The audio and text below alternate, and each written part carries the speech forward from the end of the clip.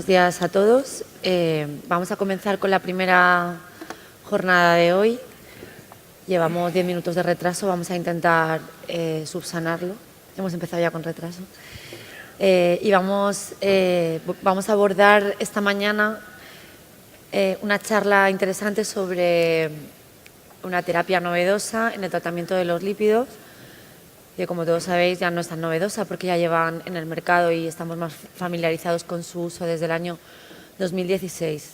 Para eso cuento conmigo aquí con la presencia de dos cardiólogos de importante renombre a nivel nacional, el doctor Vivencio Barrios y el doctor Alberto Cordero.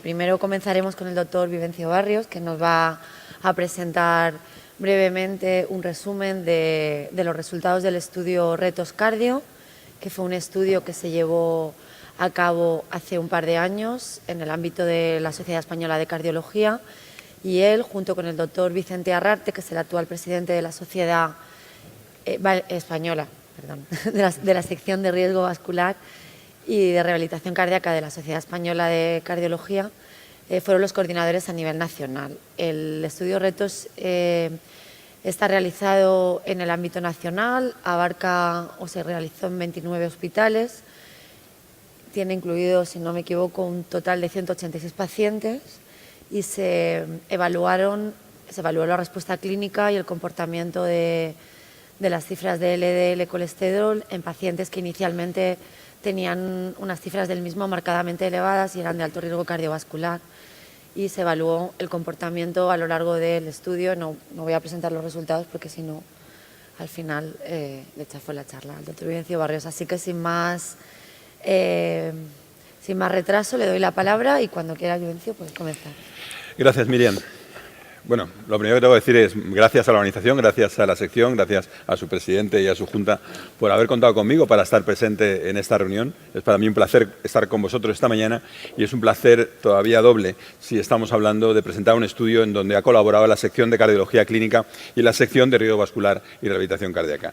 Pues bien, lo que, como decía Miriam, voy a presentaros son los resultados del estudio Retos Cardio, un estudio que yo creo que es importante. Yo creo que es importante porque sitúa y contextualiza el tratamiento con un inhibidor de PCSK9, concretamente con evolocumab, en la práctica clínica en cardiología.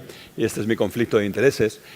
Y como digo, el estudio Retos contextualiza el tratamiento del evolocumab en los pacientes del ámbito de la cardiología. Retos Cardio es una de las partes de un proyecto de investigación más ambicioso, donde intervienen otros retos en otros contextos, en el contexto de medicina interna, en el contexto de endocrino, en el contexto de nefrología, lo cual además también nos da una imagen importante de cómo están manejándose los pacientes en diferentes escenarios clínicos. Pues bien, ¿cuál era la razón de ser del estudio Retos? La razón de ser del estudio Retos era contemplar si en práctica clínica, en la vida real, los datos que teníamos con evolocumab eran tan buenos, tan favorables como habían sido en los grandes ensayos clínicos. Por tanto, intentábamos trasladar a la práctica clínica lo que los ensayos clínicos nos habían enseñado. ¿Se reproducen en la práctica clínica los datos de los ensayos clínicos? Y con ese objetivo nos marcamos este estudio. Los objetivos primarios aquí están diseñados, son el describir las principales características clínicas del paciente en el cual se inicia tratamiento con evolocumab. En cuanto a las características, las características basales, a los niveles de LDL previos y a la presencia o no de enfermedad cardiovascular, y bien, como objetivos secundarios, otras características que pudieran interesar desde el punto de vista clínico y sobre todo ver además la eficacia y la seguridad de este fármaco en el tratamiento de los pacientes que tuvieran un LDL por encima de los objetivos. Los coordinadores, como ha comentado Miriam, fuimos Vicente Arrarte y yo, VA y VB, así que representando, como decía, a la visión desde la cardiología clínica y la visión desde la sección de riesgo vascular y rehabilitación cardíaca.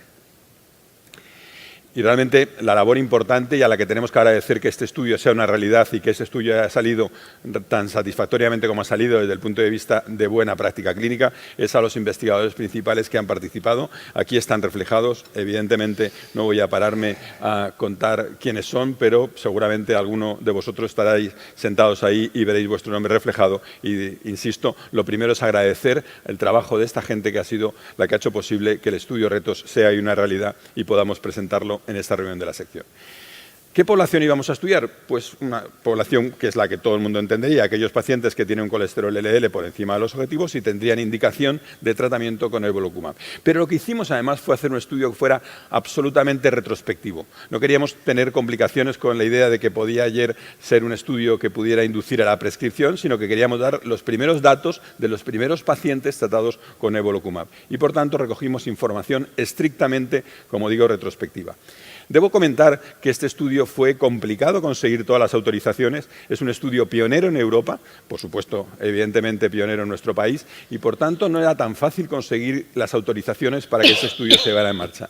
Y debo reconocer que el esfuerzo importante, el esfuerzo intenso del Departamento Médico de Amgen consiguió que esto fuera una realidad. Pues bien, lo que contemplábamos era cómo habían evolucionado los pacientes tratados con evolocumab y necesitábamos una analítica 12 semanas antes de empezar el tratamiento y una analítica 12 semanas después.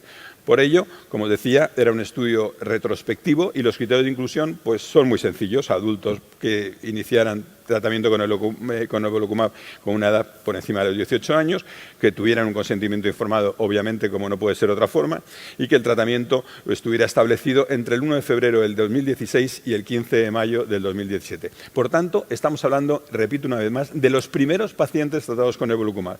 La aprobación del Ministerio del IPT se establece en el 2016, así que teníamos los primeros datos de los pacientes. Y esto es importante, por lo que luego comentaremos de qué población se incluyó en este tipo de estudio.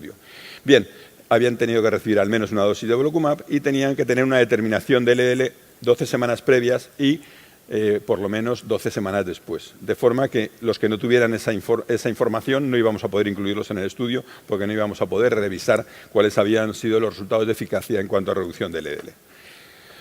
Los criterios de exclusión son los que uno podría sospechar: haber participado en algún estudio de inhibidor de PCSK9, haber recibido un inhibidor de PCSK9 en las semanas previas al inicio del tratamiento con evolocumab o haber participado en ensayos clínicos, aunque fuera observacional, después del estudio. Por tanto, básicamente, el que no se hubiera participado o que no hubiera tenido que recibir esta medicación y, por tanto, contaminara los resultados del estudio en cuestión. Aquí está el diseño.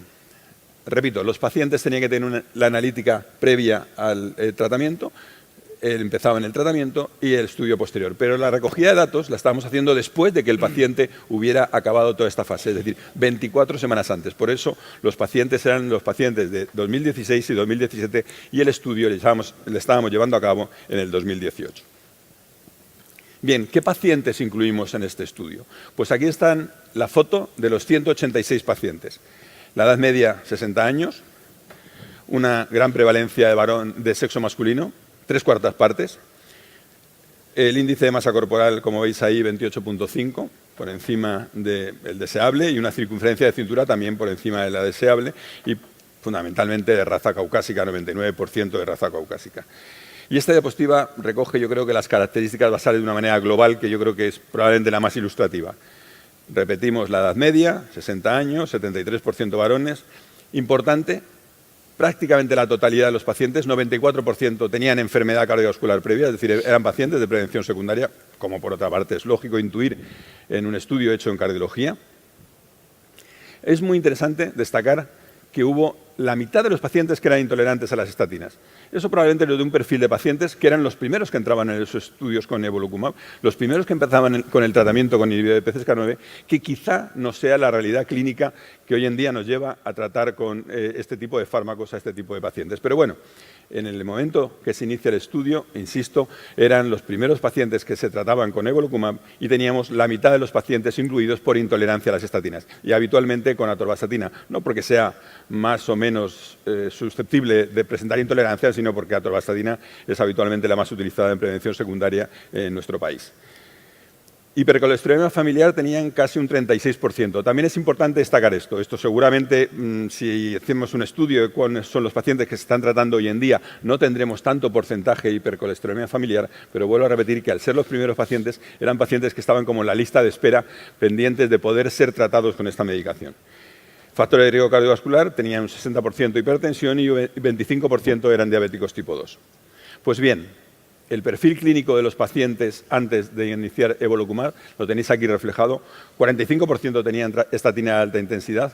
De nuevo, el mensaje a trasladar es que la estatina de alta intensidad se utiliza menos de lo deseable, pero es que es muy importante destacar que había insisto, un 50% de sujetos intolerantes a las estatinas, que, vuelvo a repetir una vez más, no sería probablemente los pacientes que incluyéramos hoy en día. Ezetimibe tenía un 31%, perdón, un 50% más que en otros estudios previos, pero probablemente todavía insuficiente, aunque sí que es verdad que evidentemente esta utilización de ezetimibe supera con creces la utilización de ezetimibe en otros registros que todos tenéis en mente. ¿Y cuáles son los niveles basales de LL? Pues fijaros, empezaron con un nivel basal por debajo de 100 miligramos de decilitro, el 8%, lo cual es interesante. Había pacientes que tenían un LL por debajo de lo que el IPT nos marca y empezaron el tratamiento con el evolocumab.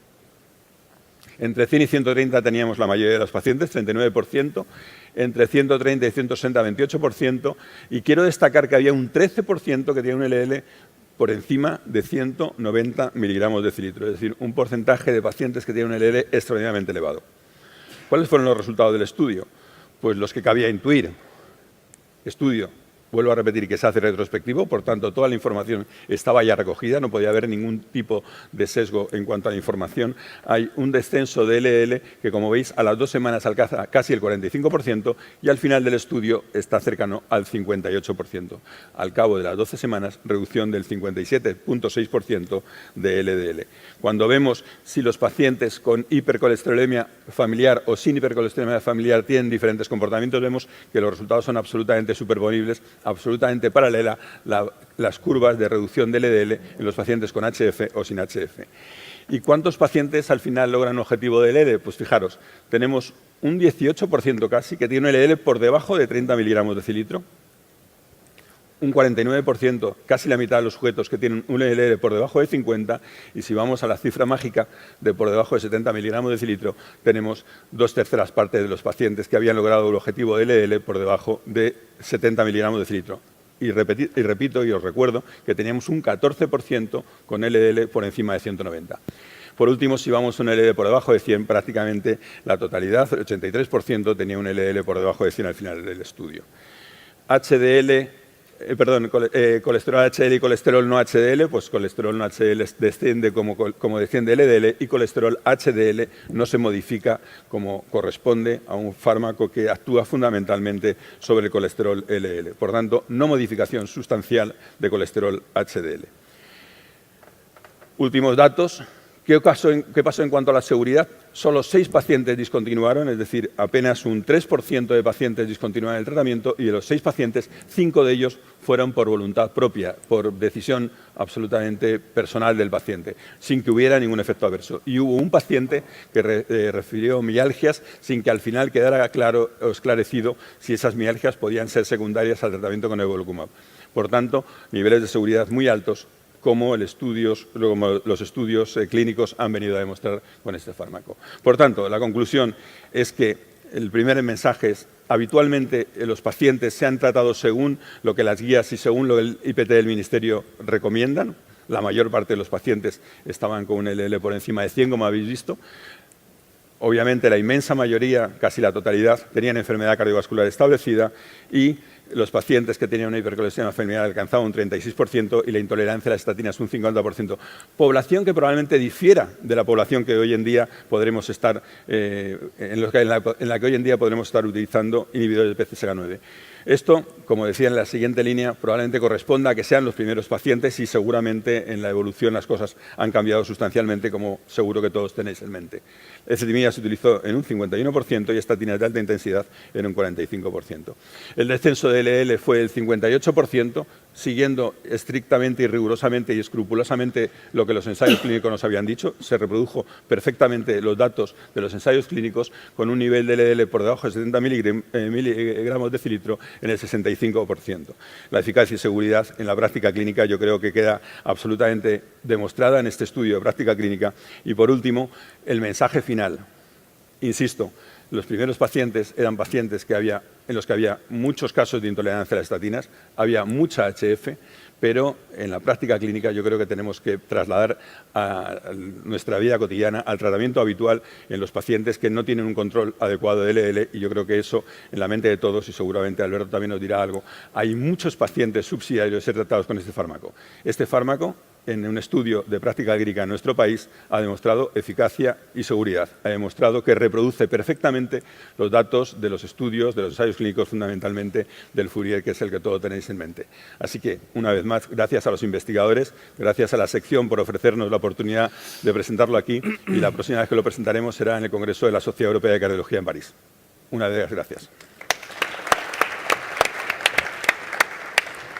Bueno, muchas gracias, Evencio, por tu presentación. Si queréis las preguntas las dejamos para el final y así la charla es más fluida. A continuación, el doctor Cordero nos va a exponer una serie de casos clínicos en vida real sobre los inhibidores del PCSK9. Yo creo que Alberto no necesita presentación, pero bueno, os comento que es un cardiólogo, es hemodinamista en el Hospital Clínico de San Juan, y aunque es hemodinamista tiene muchísima experiencia en investigación y también bueno, en la consulta en el ámbito de los factores de riesgo cardiovascular.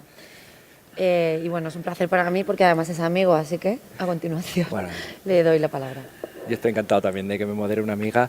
Muchas gracias por la invitación y muchas gracias también a Amgen, que lo digo siempre porque gracias a que nos reclutaron para el estudio Fourier en 2013, entramos en contacto con esta familia de fármacos que en su momento, me imagino como la mayoría de ustedes, en 2012-2013 no teníamos prácticamente ni idea ni conocimiento sobre anticuerpos monoclonales que bloquearan cualquier cosa que actúa a nivel cardiovascular, salvo algunas moléculas que se utilizan en situaciones muy especiales, pero gracias a estar en el Fourier entramos en conocimiento con unos fármacos que hoy en día son una realidad, y gracias a tener esos enfermos empezamos a ver que el resultado era espectacular y además que la tolerancia es muy buena y la percepción de los enfermos, que es una cosa que nos daba un poco de temor cuando decíamos a un enfermo que ahora se tiene que pinchar un fármaco y tal.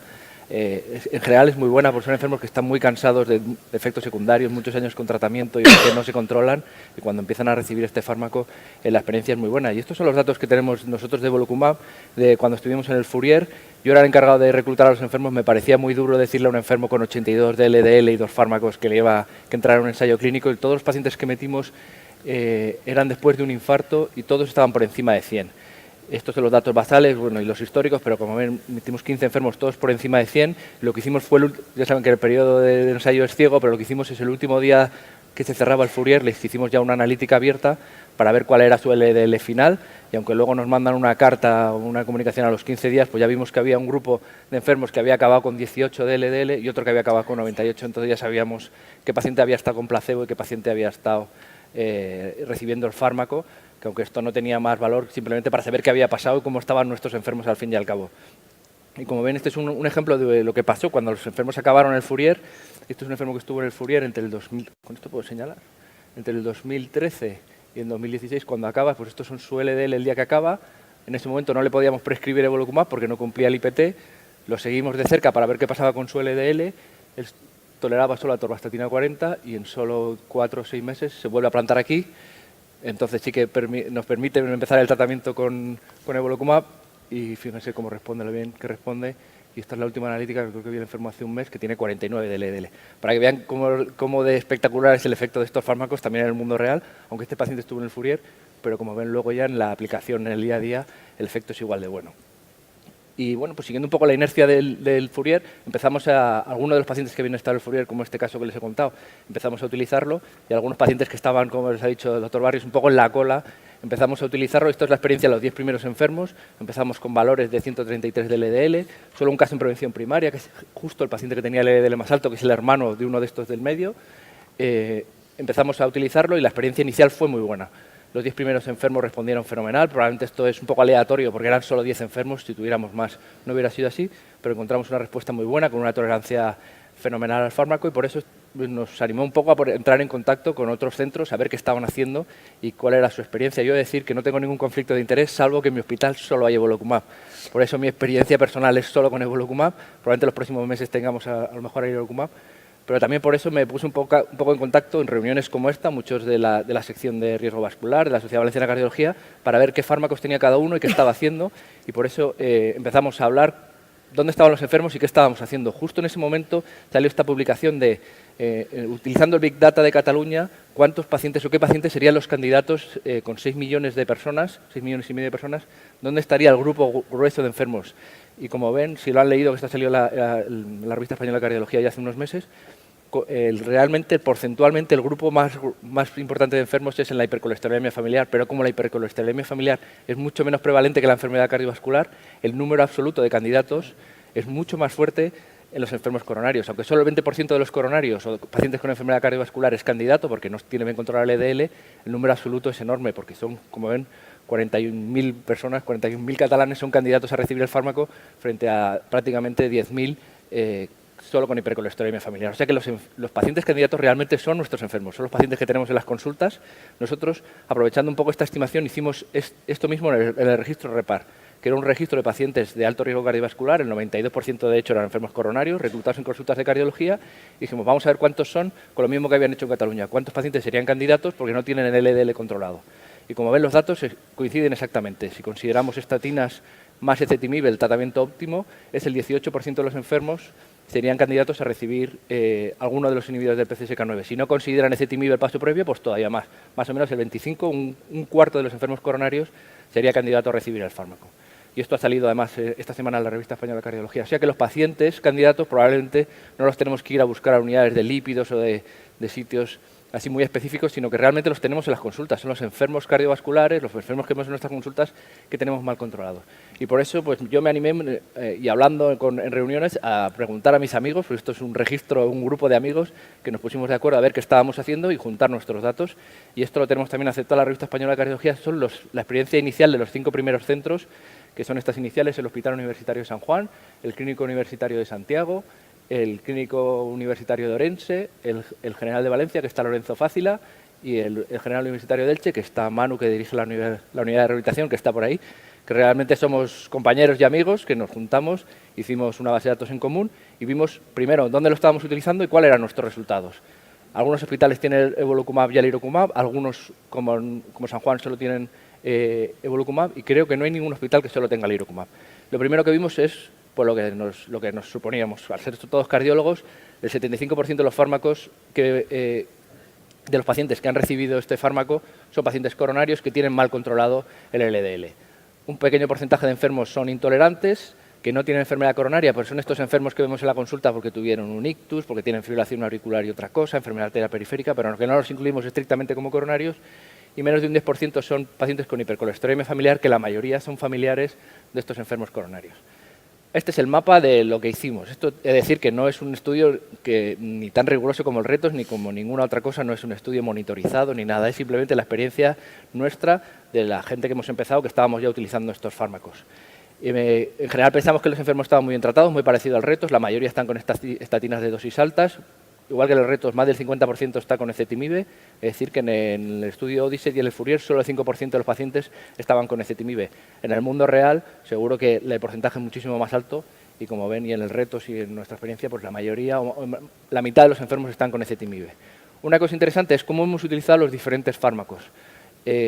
Aquí les muestro de función de cada indicación, pero pueden ver como la mayoría de los casos, cuando se ha utilizado el alirocumab, se ha utilizado la dosis baja. Saben que hay dos dosis, 75 y 150, pero parece que la gente, cuando se decanta a utilizar el alirocumab, elige la dosis de 75, y cuando tiene que utilizar una dosis alta, elige evolocumab. Esto es una cosa totalmente anecdótica, pero bueno, que refleja lo que estamos haciendo. Y estos son los niveles de LD basales. Los enfermos coronarios, que es el grueso de enfermos, comen 145, o sea, coronarios muy mal controlados. Los de hipercolesterolemia familiar, a pesar de estar con ezetimibe y estatinas, pues unos datos desorbitados, los habituales de esta patología, y los intolerantes, pues unos valores intermedios con 160 y pico de LDL. O sea, en general pacientes muy mal controlados con unos niveles de LDL bastante altos. Y lo que encontramos es una respuesta exactamente igual que la del RETOS, exactamente igual que la de los ensayos clínicos, una reducción del 55% de LDL, y que además es muy homogénea en las tres indicaciones. O sea que indiquemos el fármaco por cualquiera de las tres indicaciones que tenemos hoy aprobadas por el IPT, la respuesta es muy homogénea y responde igual en las tres situaciones. Y como ven, el LDL final de los enfermos coronarios, que es el grueso, es 62, que no es excepcionalmente bajo, pero si consideramos que partíamos de 140 y pico, la respuesta es bastante buena. Y por aquí yo creo que es bastante importante mostrar una población de enfermos coronarios que conseguimos que su LDL medio esté por debajo de 70, creo que esto es bastante meritorio. Con hipercolesterolemia familiar no llegamos al 100, pero como si recuerdan, partíamos de 250 y pico, o sea que probablemente hemos incluido los valores o los pacientes más extremos, y los intolerantes, pues como siempre, se quedan en valores intermedios, es muy difícil meterlos en 70, pero por lo menos los metemos por debajo de 100 de LDL, que creo que es bastante interesante. Y esto que no me ha traído más que problemas, pero como aquí estamos entre amigos sí que lo quería mostrar, ¿qué es lo que ha pasado cuando utilizamos evolocumab o alirocumab? Como les he dicho, la mayoría el 75% de los pacientes que recibieron alirocumab recibieron la dosis de 75 y solo 6 enfermos la dosis de 150 de alirocumab, que sería la dosis equipotente de evolocumab. Entonces, si comparamos evolocumab frente a alirocumab, realmente es como comparar una dosis alta de inhibidores de PCSK9 frente a una dosis baja. Y por eso encontramos una diferencia muy importante, con solo 98 enfermos, una diferencia importante y significativa del LDL final, que es 51 en evolocumab y 105 en alirocumab, que no es porque alirocumab sea malo o sea peor, simplemente que si utilizan la dosis baja, es lógico esperar un efecto más bajo que su dosis alta, ¿no? Esto no va en contra del alirocumab, sino simplemente me gusta explicarlo para decir, si ustedes utilizan la dosis baja, no se esperen unos resultados tan altos o tan espectaculares como si utilizan evolocumab, que como saben solo hay una dosis alta.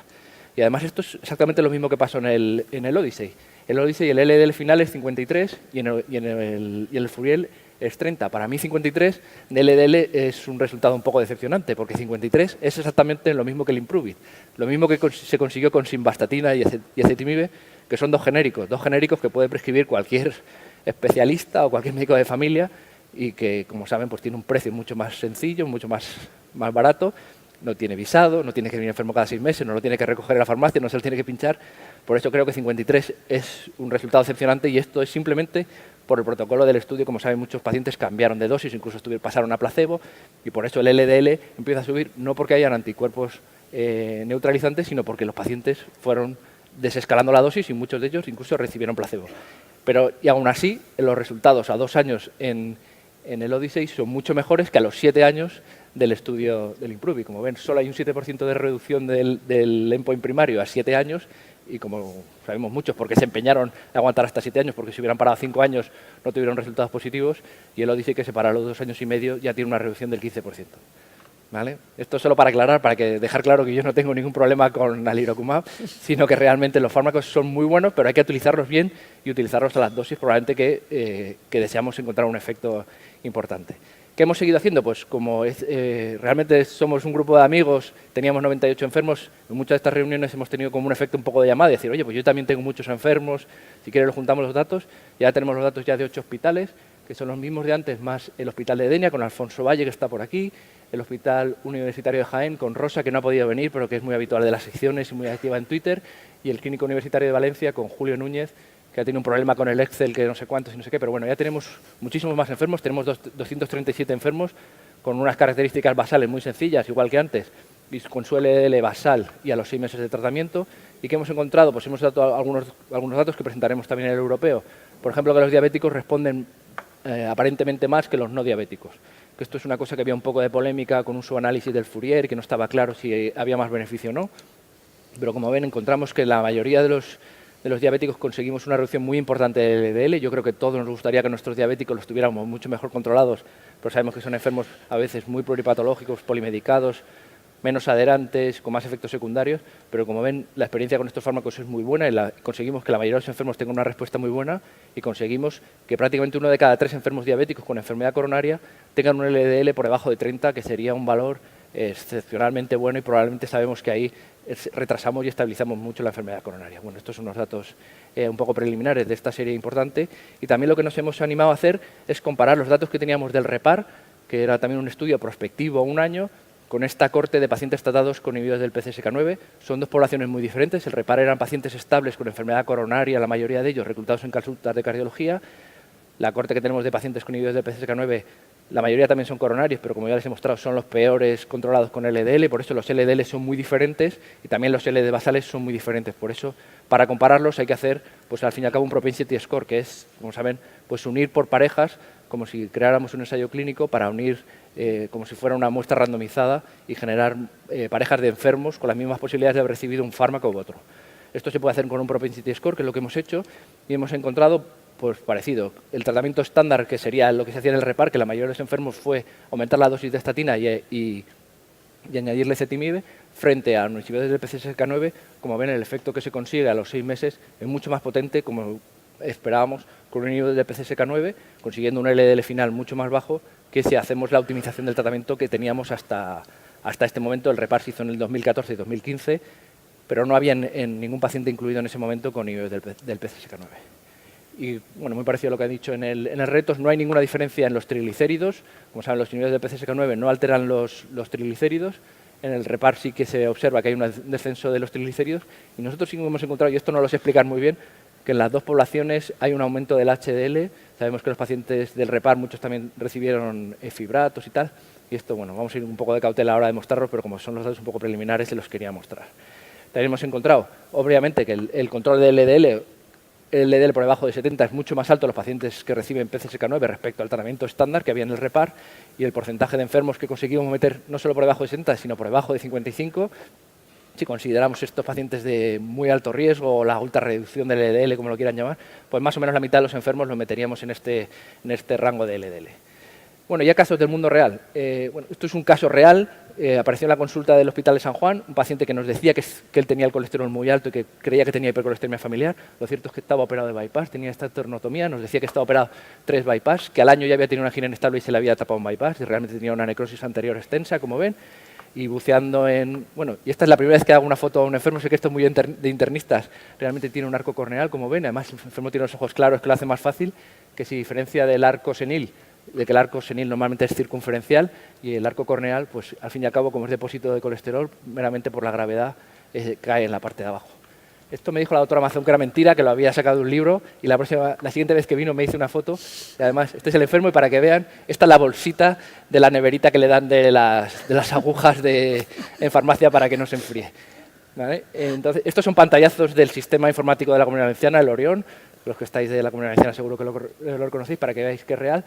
Cuando el paciente apareció en la consulta del Hospital de San Juan, pues tenía estos valores de 200 y pico, 150 y pico, a pesar de estar con atorvastatina más ezetimibe. Este paciente le planteamos iniciar directamente evolocumab y él venía un poco dirigido por eso, y como ven la respuesta es muy buena, alcanzando niveles primero de 8 y luego de 12 de LDL, y pensamos que realmente podemos cambiar un poco el curso de su enfermedad cardiovascular y sobre todo la de sus hijos, porque ya tiene un hijo con 222 de LDL a los 9 años de edad. Y eso no está haciendo pediatría, pero es un caso creo que es interesante y representativo de lo que pasa en el mundo real. Paciente no tan extremo, es un paciente con un infarto, tuvo un infarto en el año 2013, que tenía unos valores intermedios, como ven, 158, había estado tomando atorvastatina, esto es lo que hicimos en su momento, tenía 114 en el momento del infarto, hicimos lo que hacíamos en su momento en la mayoría de los casos, que es optimizar atorvastatina más ezetimibe. Este fue el curso entre el año 2013 y el año 2017, como ven siempre está por debajo de 100, pero por encima de 70, que es una zona gris en la que no podemos ni iniciar el fármaco, ni probablemente cambiarle a otra manera, aunque llega, esto es lo que hacíamos, pues, optimizar el tratamiento hasta ese momento, hasta que probablemente después de un exceso en Navidad tiene ya por fin una vez, tiene 102 o 114, ya empezamos tratamiento con evolocumab y fíjense cómo cambia la historia de su perfil lipídico de LDL y cuando empieza el tratamiento con evolocumab. Probablemente si hubiéramos tenido otros criterios, sabemos que esto no va a cambiar, pero probablemente si hubiéramos cambiado y iniciado el fármaco, pues hubiéramos cambiado realmente el perfil lipídico y pensamos también que la evolución de su enfermedad coronaria, que ya ha debutado con un infarto. Pacientes intolerantes, yo creo que todos tenemos pacientes intolerantes a las estatinas en las consultas. Muchos realmente solo que tienen mialgias, yo siempre he sabido que muchos son agujetas porque les decimos que empiecen a andar y nunca han hecho nada. Este es un paciente intolerante a las estatinas de verdad, tuvo un infarto en este momento en el año 2013, aquí empezó un poco el peregrinaje de las consultas, de cambiarle a rosuvastatina días alternos, armolipid, berberina, coenzima Q10, todas estas cosas que hacemos, realmente no consiguió un buen control y además el paciente se quejaba mucho de mialgias y estos son sus valores de CK. Una consulta en urgencias una vez por 800 y pico de CK, realmente con dolor muscular e incapacidad para incluso ponerse de pie, apareció en silla de ruedas en urgencias. Realmente en este momento sí que se le planteó iniciar el fármaco y como ven es un paciente que ya lleva más de 2 años en tratamiento con evolocumab y está fenomenalmente controlado con evolocumab y ezetimibe. El paciente no tolera las estatinas, pero como ven hemos cambiado realmente el perfil lipídico que presentaba el enfermo.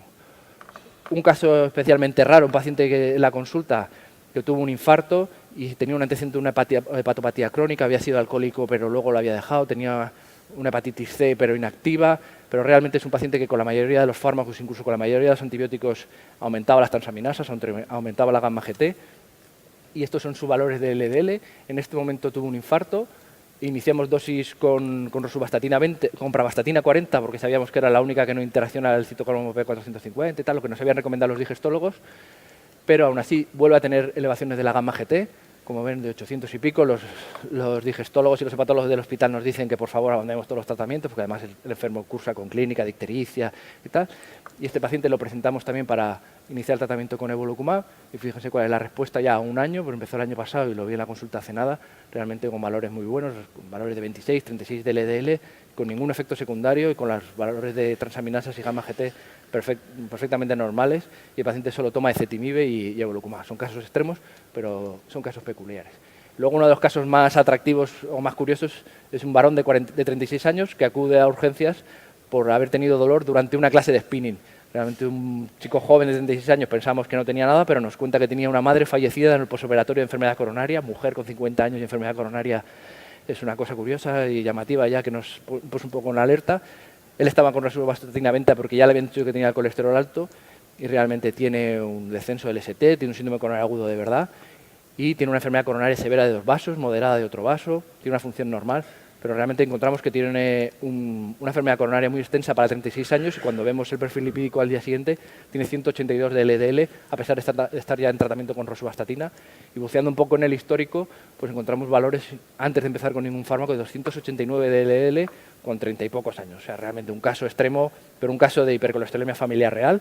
En su momento lo intentamos meter en el Fourier, fue nuestro único fallo de screening en el Fourier, porque si lo recuerdan, que yo no lo recordé en su momento, el Fourier era entre 40 y 80 años, él tenía 36 y por eso fue nuestro fallo de screening.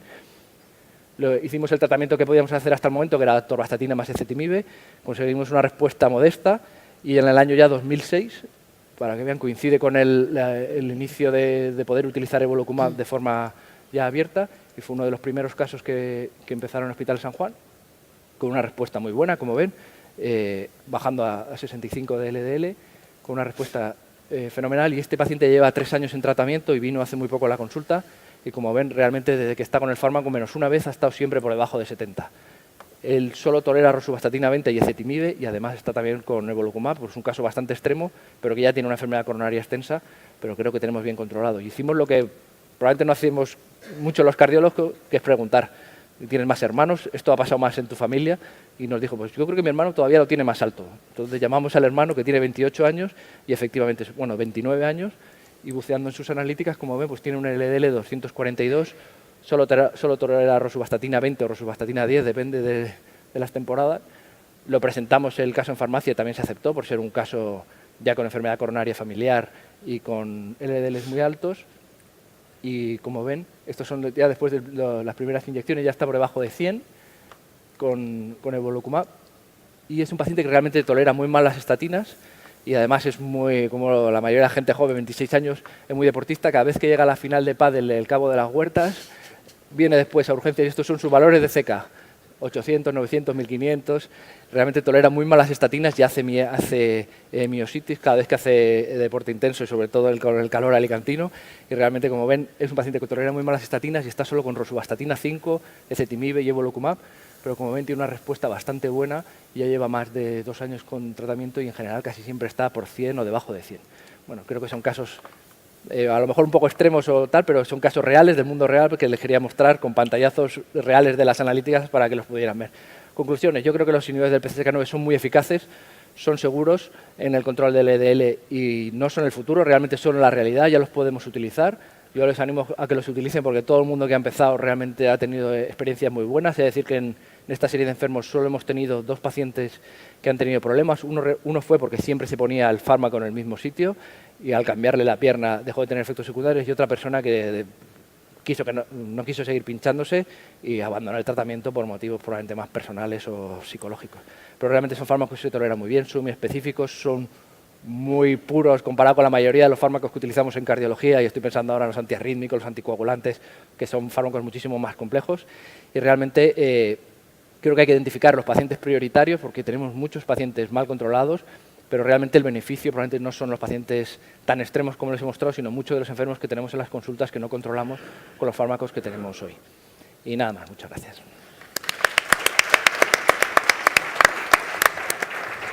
Bueno, muchas gracias, Alberto, por esta presentación tan real, ¿no? Por llevarnos al mundo real. y exponer estos casos tan interesantes y tu experiencia en el uso. Quedan 10 minutos para que acabe la charla, entonces si hay alguna pregunta o alguien tiene alguna pregunta, si no la haré yo, pero veo que sí.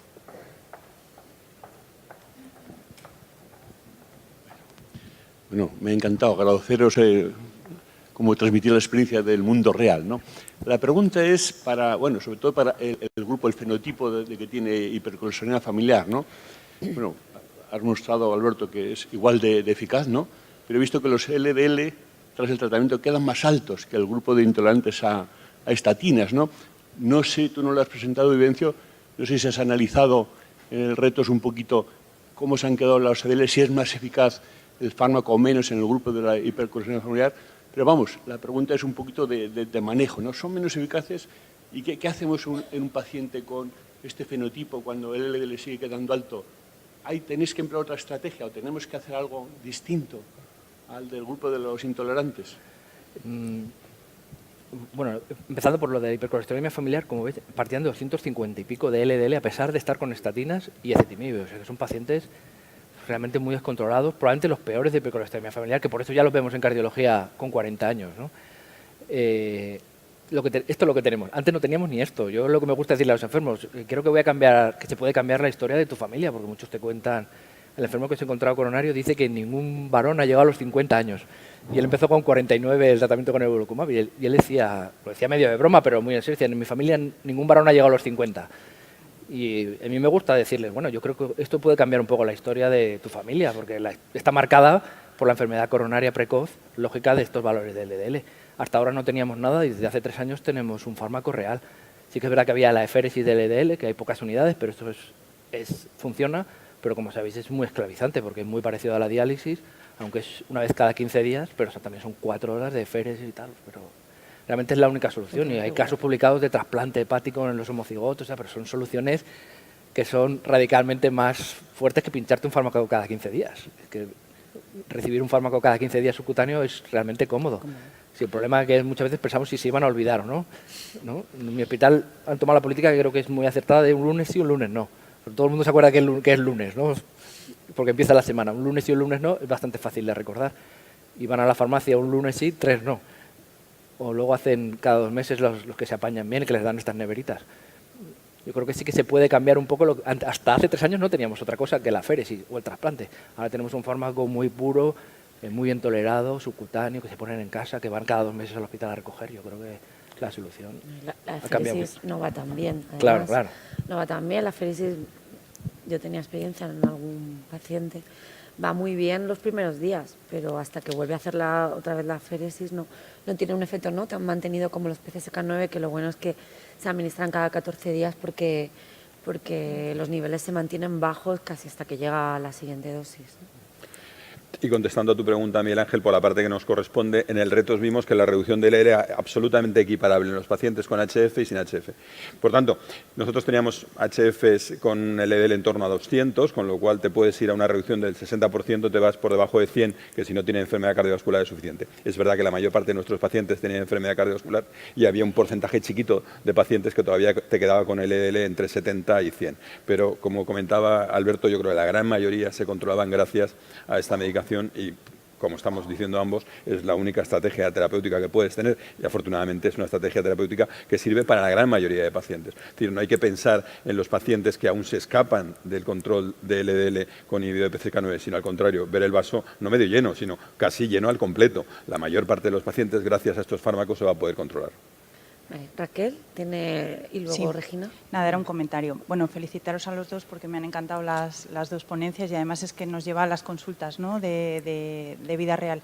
Y solo un comentario recogiendo lo de la enfermedad arterial periférica que hablábamos antes, ¿no? En el retos me ha sorprendido, por ejemplo, que teníamos un 8% más o menos de enfermedad coronaria, de enfermedad periférica y probablemente eso es porque no se hizo una búsqueda activa por ITB, ¿verdad? Porque si lo haces como en el PAMISCA que participasteis vosotros, llegamos a un 40%. Por supuesto. Entonces, eso es, ¿no? Que tener también en mente que muchos de nuestros coronarios, casi un 40%, tienen enfermedad arterial periférica y que ahí probablemente el LDL por debajo de 70 se queda muy corto, que habrá que bajar a 55 y eso no lo podemos muchas veces conseguir con todo lo que intentamos en rehabilitación cardíaca, con máximos fármacos, y que además estos fármacos han demostrado que precisamente en esos pacientes es donde más supervivencia mejoran, ¿no? Simplemente, bueno, pues comentar eso. No puedo estar más de acuerdo. Es decir, la enfermedad arterial periférica hay que aflorarla, hay que emerger esos pacientes que evidentemente tienen enfermedad arterial periférica y quedan sin diagnóstico, y eso yo creo que, como tú dices, no bajan de un 40% los pacientes con enfermedad coronaria. Obviamente esos pacientes van a necesitar un control más estricto y además los beneficios clínicos de esos pacientes son incluso mucho más marcados que la propia enfermedad coronaria. Por tanto, en definitiva, el mensaje a trasladar es hacer una búsqueda activa de enfermedad arterial periférica y ser enormemente agresivos e intensos en el tratamiento en estos pacientes que tienen enfermedad polivascular, ¿no? La doctora Regina Dalmau. Un comentario a algo que ha dicho Alberto sobre alirocumab. Cada hospital se organiza un poco luego a su manera a la hora de prescribir los inhibidores de la PCK9. En mi hospital hay un comité multidisciplinar que revisa cada solicitud y luego farmacia, de forma, si se acepta el caso, farmacia de forma aleatoria asigna o evolocumab o alirocumab. Los que empiezan con alirocumab empiezan con la dosis de 75. Entonces, para que os hagáis un poco la idea, en unos 30 meses pues, se establecieron 101 pacientes con indicación de tratamiento y al revisar los datos, pues efectivamente vemos que los que están con alirocumab alcanzan cifras de LDL más altas que los que están con evolocumab, pero es que se titula en muy pocos casos. Y también incluso vemos que cuando intentamos buscar la analítica a los 3-6 meses de inicio del tratamiento, en algunos casos no existe esa analítica. O sea, que hay un poquito, una vez que el paciente ya se acepta, en algunos casos hay una cierta dejación en el seguimiento de estos pacientes que son de muy alto riesgo. Pues yo creo que, bueno, yo creo que es importante, ¿no? Yo creo que es... O sea, muchas gracias por el comentario, porque yo creo que esto sí que es importante que lo remarquemos aquí, ¿no? Que no es igual la dosis baja de un fármaco, y además es un fármaco que tenemos dosis baja y dosis alta. Y que cuesta igual. Y cuesta igual. Y cuesta igual. Entonces y cuesta al mismo tiempo hacer el visado, la comisión de farmacia y tal, ¿eh? Eso es, que no es igual seleccionar una dosis que otra, que no los tenemos que considerar equivalentes y que no nos tenemos que conformar con que el servicio de farmacia o, ¿no?, quizá otro especialista que no seamos los cardiólogos decida cuál es el tratamiento más indicado en este tipo de pacientes. Yo creo que hoy tenemos las armas, o muchísimas armas para combatir la hipercolesterolemia en valores que se nos escapan a las guías o que no son los recomendados en las guías, y creo que tenemos que usar estos fármacos, ¿no? y estos datos que han presentado tanto en pacientes reales muy representados a nivel nacional, de 29 pacientes como es el estudio RETOS, y de 8 pacientes de nuestro entorno, y esperemos que dentro de poco sean más pacientes, nos llevan un poco al mundo real, remarcan un poco los resultados del Fourier y también del Odyssey, pero bueno, en concreto el Fourier, porque hay más experiencia y tenemos que usar estos fármacos. Vamos a terminar ya porque queda un minuto y así acabamos en tiempo. Yo quiero dar las gracias a los dos una vez más porque habéis hecho una presentación muy real, os habéis ajustado al tiempo, ha sido muy interesante. Quiero dar las gracias también a la gente que está aquí un sábado por la mañana tan pronto y os continúo que sigáis a lo largo de la jornada en el resto de charlas. Muchas gracias a todos. Gracias, Miguel.